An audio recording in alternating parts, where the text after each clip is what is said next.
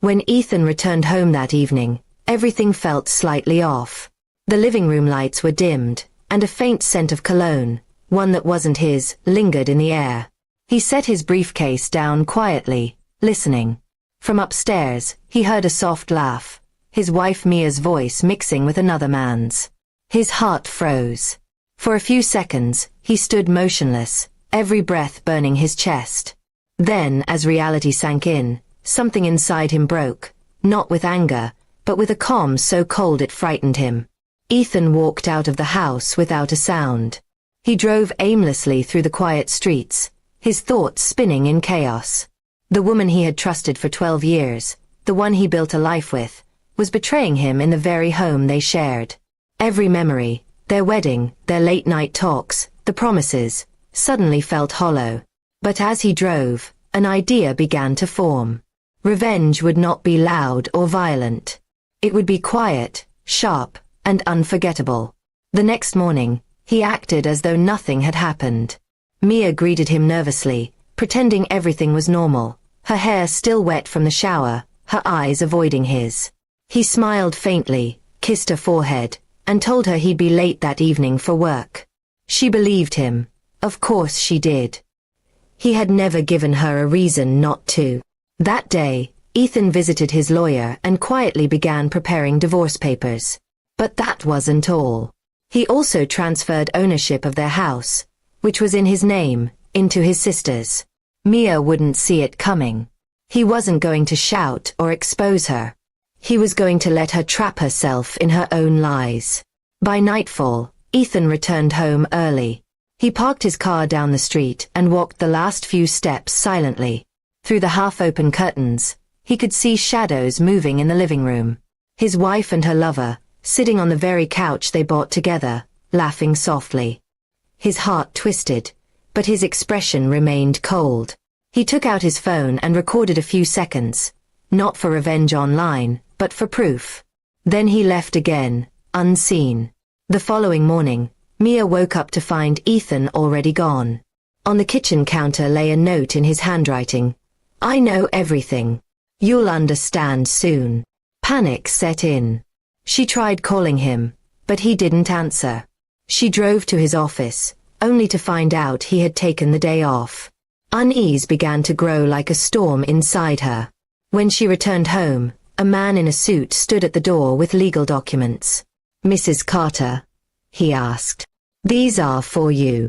Her hands shook as she opened the envelope. Divorce papers, full of details, including her affair. The evidence was undeniable. But what stunned her most was the last page. The house was no longer in their name. Ethan had taken everything legally, quietly, completely. That night, Ethan stayed at a hotel. He thought about the life he was leaving behind. The laughter, the warmth, the trust. It all felt like watching someone else's story. There was pain, yes, but also relief. For the first time in months, he felt free from the pretense. He didn't need to confront her. She would destroy herself with guilt and loss. Mia tried to reach him for days, sending messages full of apologies, tears, and promises to change. Ethan never replied. Instead, he arranged for movers to collect his belongings while she was out. When she returned to an empty closet and a silent house, reality finally crashed down on her. The walls that once held love now felt like a prison. Her lover, realizing the situation, quickly disappeared from her life. Without money, without the home, and without the man she betrayed, Mia found herself standing in the ruins of her choices.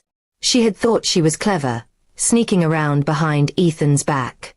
But she underestimated the calmness of a man who had been quietly planning his exit. Weeks passed, and Ethan's life slowly found balance. He moved into a smaller apartment, started running again, and even reconnected with old friends he had neglected during his marriage. People noticed the change in him. Quieter, wiser, more distant, but at peace. The pain hadn't vanished, but it had shaped him into someone stronger. Mia, meanwhile, spiraled through regret.